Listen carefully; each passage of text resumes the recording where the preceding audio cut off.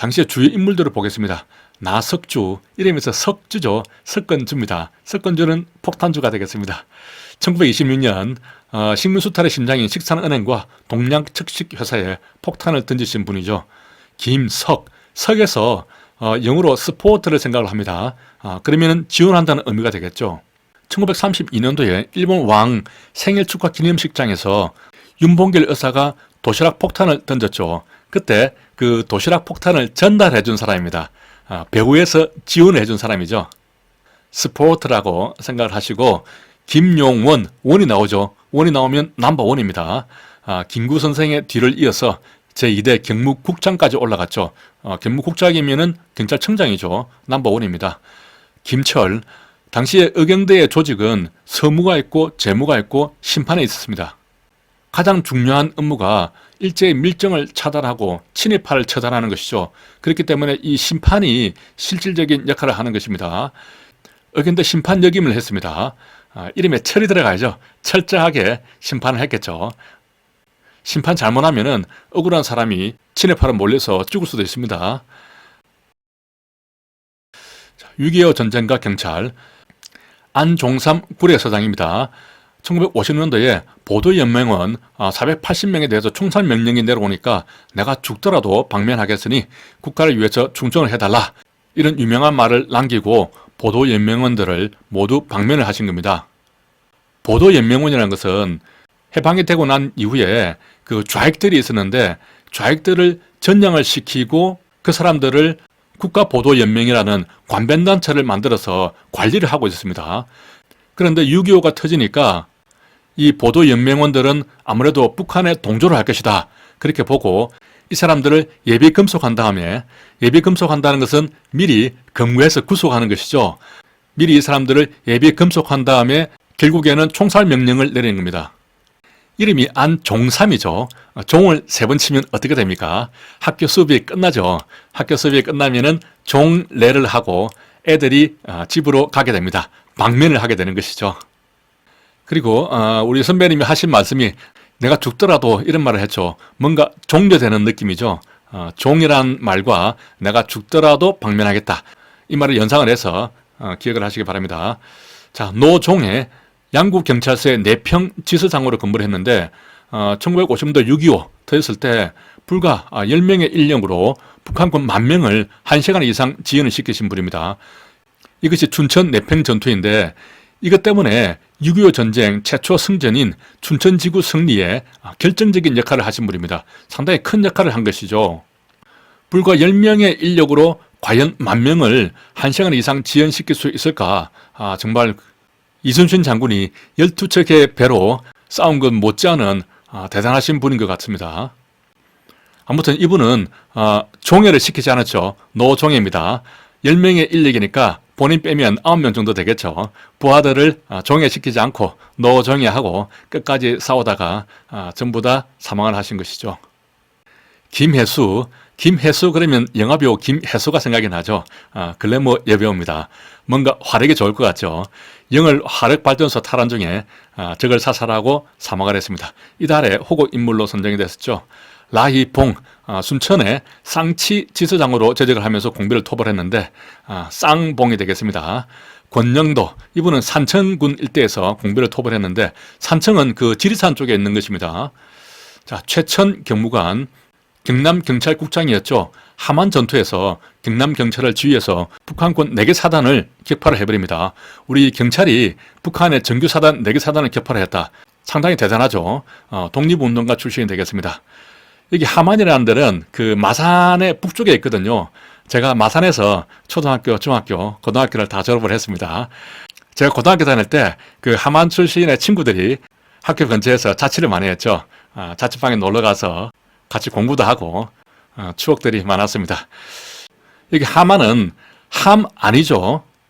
결혼할 때 신랑 측에서 신부 측에 함을 보냅니다. 그 함 안을 열어보면 빨간 천하고 파란 천하고 그런 최고 품질의 천이 있죠. 최천이 되겠습니다. 이렇게 함안과 최천을 연결시켜서 기억을 하시기 바랍니다. 다부동 전투죠. 경북 칠곡군에 있습니다. 다부동에서 낙동강 방어선을 사수를 했습니다. 당시에 군 지휘부는 모두 부산으로 내려갔지만 다 부산으로 내려갔죠. 하지만 경찰은 끝까지 대구를 사수를 했습니다. 대구 사람들은 경찰에 대한 자부심을 가져도 되겠습니다.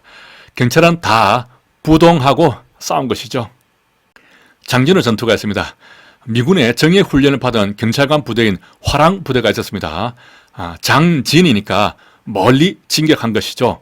미 해병대에 배속이 되어서 함경난도 북한에 있습니다. 장진까지 멀리 가서 활약을 했습니다.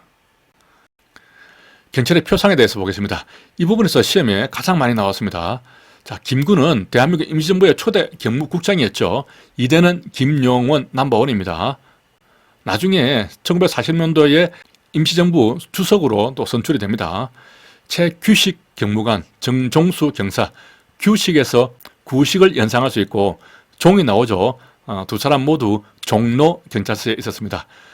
서울에서 가장 구식은 종로입니다. 김신조 왔을 때 종로 잠원 검문소에서 전투를 하시다가 사망을 했죠. 차일혁 경무관입니다. 혁에서 헉헉거리면서 지리산을 올라간 것을 연상을 하면 되겠습니다. 당시에 남부군 사령관 이현상을 사살을 했죠.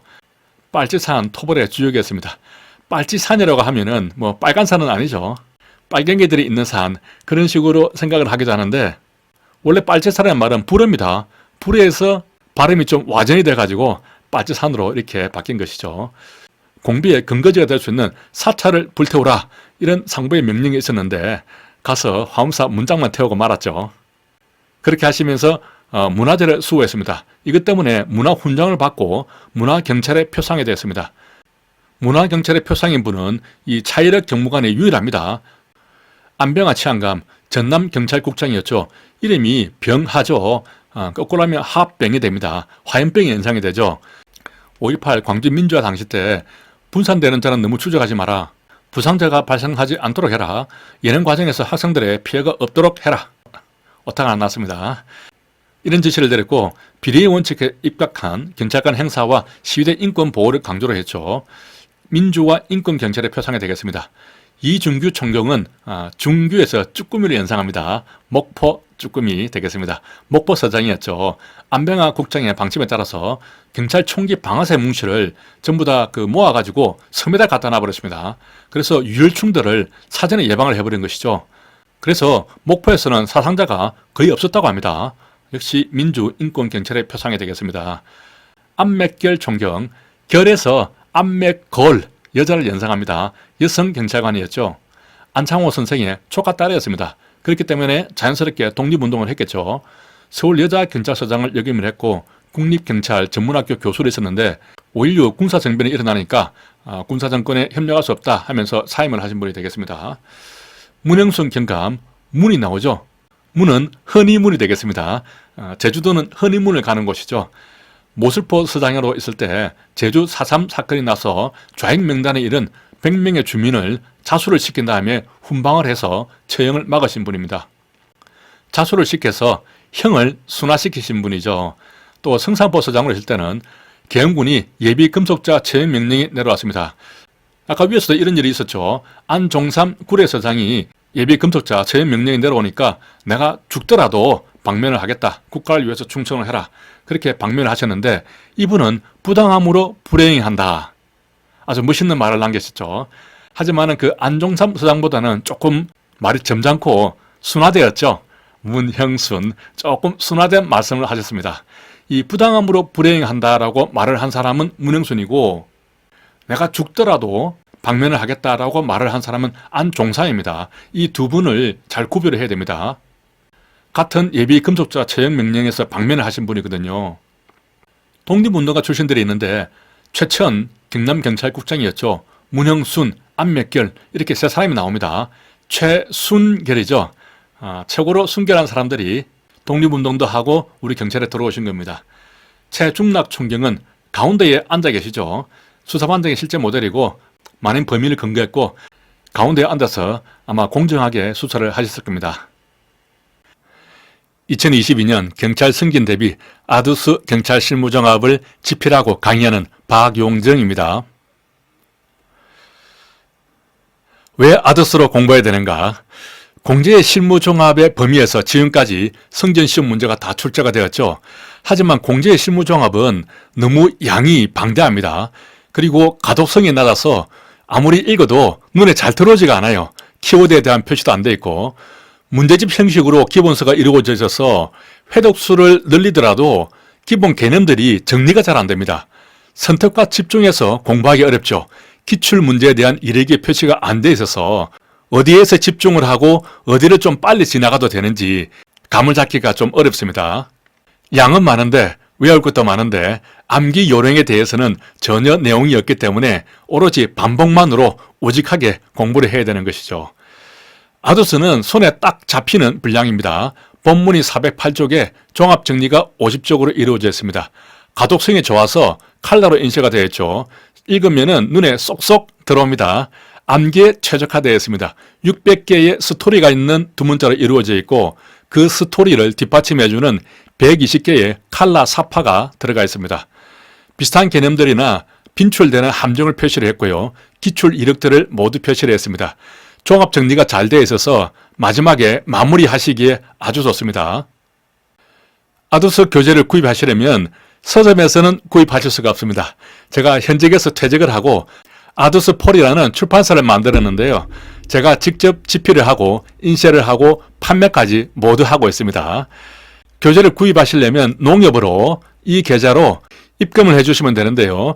실무종합은 5만원, 기출문제집은 33,000원, 두 권을 모두 구입하시면 15,000원 할인을 받을 수가 있습니다. 교재를 구입하시면 강의는 유튜브 비공개 방식으로 드리게 됩니다. 그리고 교재의 모든 내용이 수록되어 있는 PDF 파일을 구글 드라이브 앱으로 드리게 됩니다. 모의고사도 무료로 드리고요. 보충 강의나 마무리 강의도 해드립니다. 스프링 제본도 해드리는데 3,000원 추가로 입금하시면 되겠습니다. 입금을 하신 다음에는 이 전화번호로 저에게 카톡을 보내주셔야 됩니다. 이 내용들을 보내주시면 되고요. 특히 구글 이메일을 보내주시면 좋겠습니다. 내부에서 카페를 운영하는데요. 아두스 실무종합으로 검색을 하시면 교재 구입에 대한 자세한 방법을 보실 수가 있고 교재 샘플도 보실 수가 있습니다. 정호사항이나 법률 개정사항도 수시로 공개가 되니까 공부하시는데 도움을 받으실 수가 있습니다. 이런 말이 있죠. 천재는 노력하는 사람을 이길 수가 없고 노력하는 사람은 즐기는 사람을 이길 수가 없다.